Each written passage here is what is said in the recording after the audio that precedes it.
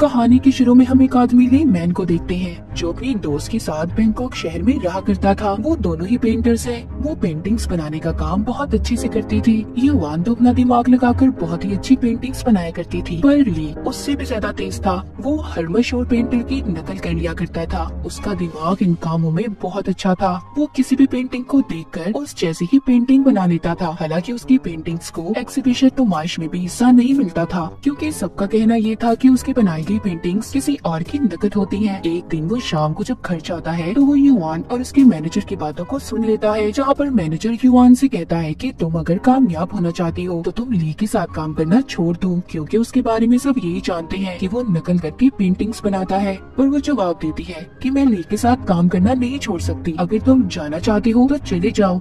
एक दिन उनकी पेंटिंग्स को नुमाइश में हिस्सा मिलता है, जहाँ पर लोगों को युवान की पेंटिंग्स तो बहुत पसंद आती है, पर ली की पेंटिंग को कोई भी पसंद नहीं करता। तभी वहाँ पर एक आदमी आता है जो ली की बनाई गई पेंटिंग्स की बहुत बेइज्जती करता है। कहता है कि ये कैसी पेंटिंग्स हैं, ये तो सब नकल कर बनाई गई है। इस बात पर युवान को बहुत गुस्सा आता है। वो उस आदमी पर शराब गिरा देती है और उसे बाहर निकाल देती है। तभी फौरन से ली उस आदमी के पीछे जाता है ताकि वो युवान के ऐसे रवैये की उससे माफी मांग सके। उसके पास जाकर ली को पता चलता है कि उस आदमी ने ये सब कुछ जानबूझकर किया था। वो अकेले में ली से मिलना चाहता था। आदमी ली से कहता है कि तुम जैसे काम करते हो, तुम्हारी काम करने का तरीका, तुम जैसे पेंटिंग्स की नकल करते हो, तुम अपने काम में माहिर हो, मैं तुम्हारे टैलेंट को बहुत अच्छे से जान सकता हूँ। फिर वो एक बार में मिलते हैं और शराब पीते हुए बातें करते हैं। वो आदमी उससे कहता है कि मुझे तुम्हारी नकल करने का तरीका बहुत अच्छा लगता है और तुम जानते हो तुम्हारे इसी हुनर की वजह से तुम्हारी किस्मत बदल सकती है। मेरे पास तुम्हारे लिए एक बहुत ही अच्छा काम है। सभी बातचीत करने के बाद ली दोबारा उसी जगह पर जाता है जहाँ पर उसकी पेंटिंग्स को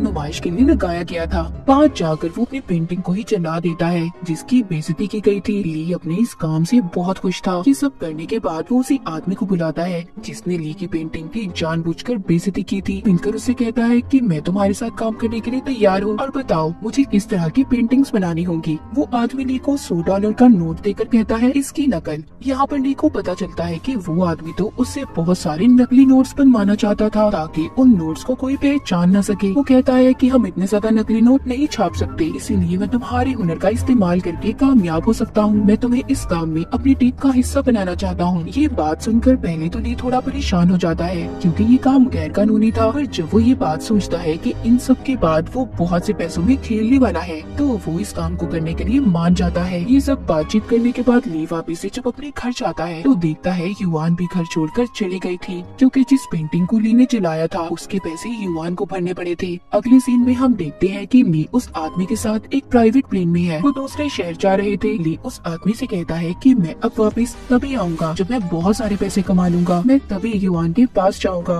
उस प्लेन में उस आदमी के साथ उसकी और भी साथी थी जो नकली नोट को प्रिंट यानी छापने और बेचने का काम करेंगे। यहाँ पर सबसे अहम काम ये था कि नोट्स को प्रिंट करना। अगर इनके पास अच्छे से अच्छा प्रिंटर भी होता तब भी ये नोट्स में बनी बारीक लाइन को सही तरह से प्रिंट नहीं कर सकते थे। तो यहाँ पर आता है काम ली का, जो हर बारीक लाइन की भी नकल कर सकता था। और दूसरा काम था कि ऐसे पेपर कागज का इस्तेमाल जिस पर आसानी से कोई खराश ना सके। उस पेपर की खासियत ये होगी जब भी उस पर नीली स्याही वाली पेन से लिखा जाता तो वो उस स्याही को भी पीले रंग में बदल देता था। और इसी तरह बैंक में काम करने वाले लोग भी नकली नोट को अलग करते हैं। अब उस आदमी को वो कागज भी मिल गया था जिस पर उसने नकली नोट्स को बनवाना था। अब ली का काम यहाँ पर शुरू हो जाता है। वो कई दिन तक नकली नोट्स की नकल बनाने में लगा रहता है। वो नोट्स पर बनी छोटी से छोटी चीज को बहुत अच्छे से बनाता। ली एक लाइन को भी नहीं छोड़ता। नोट पर तस्वीर बनाना, उस तस्वीर को फिर आर पार देखना बहुत ही मुश्किल काम था। वो सब यहाँ पर इस काम के लिए चाइनीज तरीके का इस्तेमाल करते हैं। वो नोट की बनी हुई पेंटिंग को एक मशीन के दरमियान में रखते हैं। उसके इर्द गिर्द दो पेपर्स को रखकर जैसा चाहते थे उनका काम बिल्कुल वैसा हो जाता है। अगला काम नोट को छापने का था। उस आदमी की टीम का एक आदमी अपनी महारत से बहुत अच्छे से उन नोट्स की बारीकी को भी सही तरह छापता है। वो देखते हैं उनका हर काम बिल्कुल ठीक तरह से होता जा रहा था। वो हर टेस्ट में पास हो गए थे। उन्होंने उस पेपर को भी ढूंढ लिया था जिस पर इन्होंने नोट्स को छापना था। वो एक कंपनी में जाते हैं जहाँ पर वो कंपनी उसी पेपर का इस्तेमाल करती थी। उसका साइज नोट छापने का बिल्कुल ठीक था, इसीलिए वो आदमी बहुत सारे पेपर खरीद लेता है। यहाँ पर कोई उन लोगों पर शक ना करे, इसलिए वो सब कह देते हैं कि उनकी कंपनी किताबें छापने का काम करती है, इसीलिए वो इस पेपर को खरीदना चाहते हैं। अब उनके पास वो पेपर भी पहुंच जाता है। उन्होंने बहुत से नकली नोट्स बना लिए थे। वो एक कबाड़िए की दुकान के जरिए अपने काम को शुरू करते हैं और अपने बहुत से कस्टमर्स तक नकली नोट को पहुंचा देते हैं। 6 महीने तक ली उस नकली नोट छापने वाले आदमी के साथ बिजनेस करता है। अब वो ली का बॉस बन गया था, जिसके बाद ली वापिस से अपने शहर में आ जाता है और अपने दोस्त युआन के घर जाता है, क्योंकि उसके पास उसकी एक चीज थी जिसको वो वापस करने गया था। वो युआन से वहाँ पर नहीं मिलता, उस चीज को वो रख कर वापिस आ जाता है। ये सब देखकर वो आदमी ली से कहता है कि तुम तो बहुत डरपोक हो, तुम एक लड़के से डर गए, देखो मेरी हिम्मत। वो अपनी हिम्मत दिखाने के लिए वहाँ पर पुलिस ऑफिसर पर गोली चला देता है। वो ली को भी गोलियां चलाने का कहता है, पर वो तो डरा हुआ था, इसलिए डर की वजह से गोली नहीं चलाता। पर उस आदमी ने सभी पुलिस वालों को मार दिया था। पर यहाँ पर ली की आंखों के सामने जो कुछ भी हो रहा था, वो इस वजह से बहुत ज्यादा परेशान था। ली अब सोचने लगा था कि उसका बॉस कितना पागल इंसान है जो बिना वजह किसी की भी जान ले सकता है। वो सोचता है कि वो तो बस इसके साथ मिलकर काम करना चाहता था। इन सब चीजों से लिए बहुत ज्यादा परेशान हो गया था। इसके बाद हम कहानी में एक और आदमी को देखते हैं जो पुलिस ऑफिसर था, जो नकली नोट्स की जांच पड़ताल किया करता था। उस ऑफिसर को इसलिए बुलाया गया था क्योंकि पुलिस को ये बात पता चली थी कि शहर में पिछले कुछ वक्त से बहुत से नकली नोट्स छापे जा रहे हैं। वो ऑफिसर इन सब बातों के बारे में पता करने के लिए शहर की सबसे बड़ी ऑफिसर से मिलता है। वो दोनों अपनी असली पहचान छुपाकर नकली नोट्स ढूंढने के मिशन पर लग जाते हैं। बहुत सारे लोगों से मिलने के बाद उन्हें आखिरकार उस आदमी से मिलने का मौका मिल ही जाता है जिसके साथ ली काम किया करता था,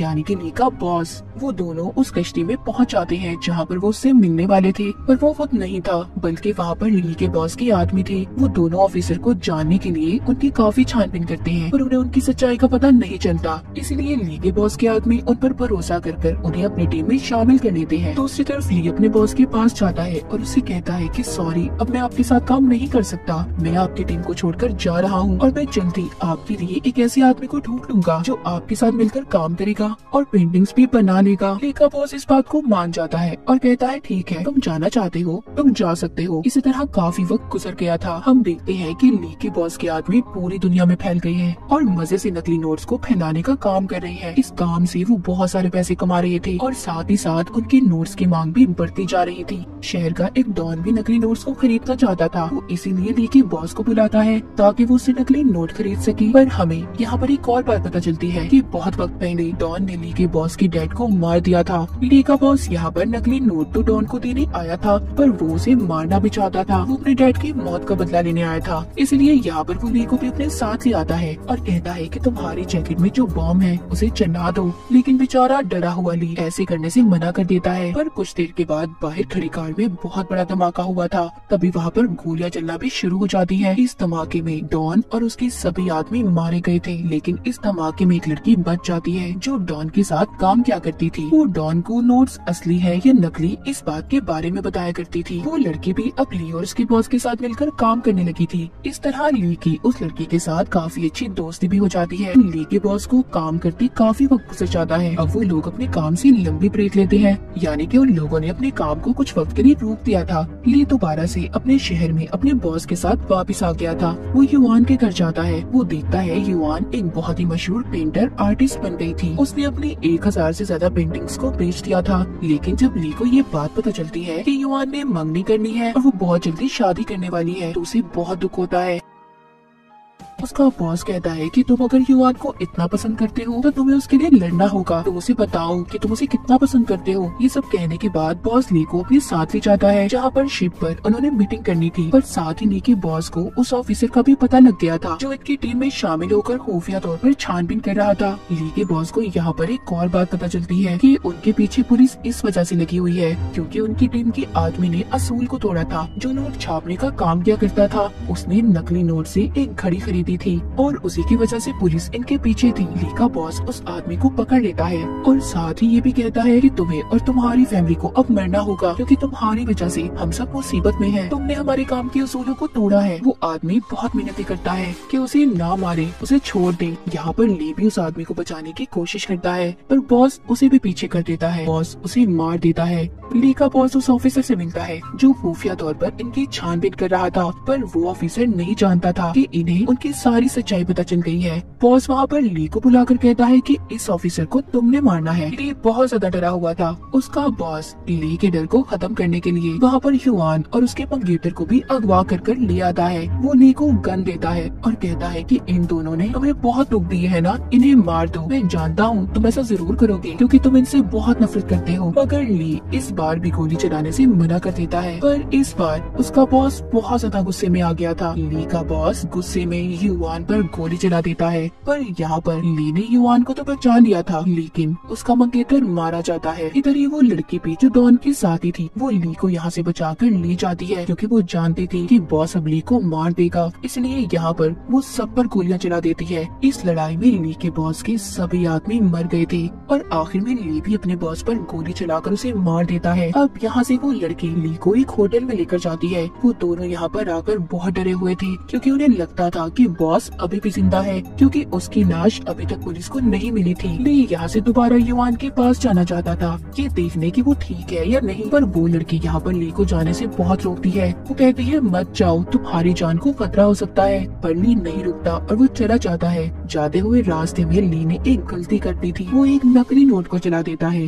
जिस वजह से पुलिस ने भी अब उसे पकड़ लिया था। उसे पुलिस स्टेशन ले जाया जाता है, जहाँ पर पुलिस उससे पूछताछ करती है। पर ली उन्हें कुछ नहीं बताता, क्योंकि वो बहुत ज्यादा डरा हुआ था। वो जानता था कि अपने बॉस के बारे में वो पुलिस को कोई भी बात बताएगा तो उसका बॉस उसे मार देगा। इसीलिए ली पुलिस को कुछ भी नहीं बताता। कुछ दिन बाद ली से मिलने युआन आती है। वो भी उसे सब सच बताने का कहती है और उससे ये भी वादा करती है कि वो उसे यहाँ से छुड़ा ले जाएगी।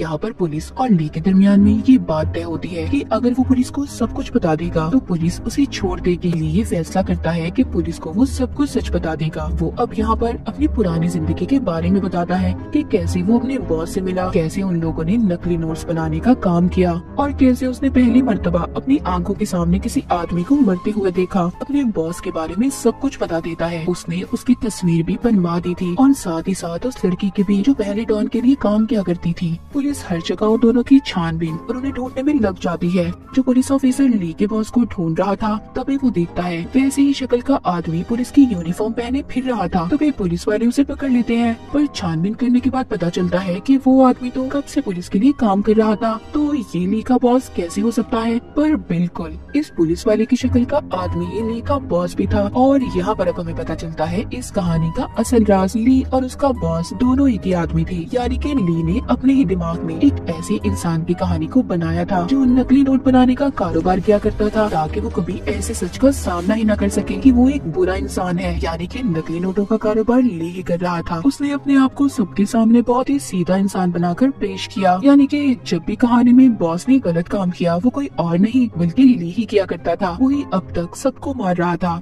यहाँ पर एक और हैरान कर देने वाली बात सामने आती है कि जब जेल में ली को युआन छुड़वाने आई थी और उसने ली से ये भी कहा था कि सब सच बता दो, वो लड़की युआन नहीं बल्कि जो डॉन के साथ काम करती थी। वो लड़की ली को बहुत पसंद करती थी। पर जब डॉन के घर धमाका हुआ तो उस धमाके में उस लड़की का चेहरा खराब हो गया। इसीलिए उसने अपने चेहरे की सर्जरी करवाकर अपना चेहरा युआन जैसा बनवा लिया और इसीलिए वो जेल में आई थी सिर्फ ली को बचाने के लिए। इसके बाद प्रेजेंट यानी कि मौजूदा वक्त में हम ली और उसी लड़की को देखते हैं जिसका चेहरा अब युआन जैसा था। वो युआन बनकर अपनी जिंदगी गुजार रही थी। जो वो लड़की उससे पूछती है कि तुम मुझे पसंद करते हो, वो कहता है नहीं, मैं सिर्फ असली युआन से प्यार करता हूँ। अगले दिन ये दोनों कश्ती में शहर से दूर जा रहे थे ताकि इन दोनों को कभी भी पुलिस ना पकड़ पाए। यहाँ पर रास्ते में वो लड़की बताती है कि मैं घंटों से कश्ती को यहीं पर घुमा रही हूँ, हम अभी भी इस शहर में है। वो कहती है ली, अगर तुम मेरे नहीं तो किसी के नहीं, मैं तुम्हें और खुद को मार लूंगी। तभी पुलिस ने भी उसका पीछा करते उन्हें यहाँ पर घेर लिया था, मगर उनकी कश्ती में यहाँ पर धमाका होता है। उस धमाके में ली और वो लड़की दोनों मर गए थे। आखिर में हमें दिखाया जाता है कि पुलिस वाले युआन के पास जाते हैं। जब युआन ली की तस्वीर देखती है तो उसे याद आता है कि ली तो उसका पड़ोसी था। यहाँ पर पता चलता है कि ली और युआन के दरमियान में कभी कोई रिश्ता ही नहीं था। ली ने सारी कहानियाँ अपने दिमाग में खुद ही बनाई हुई थी कि वो युआन को पसंद करता है। युआन से तो कभी उसका कोई रिश्ता ही नहीं था। और इसी के साथ वो लोग एंटरटेनमेंट नहीं चाहते, उनका यहाँ कोई काम नहीं, और जो लोग एंटरटेनमेंट चाहते हैं वो सब्सक्राइब कर ले।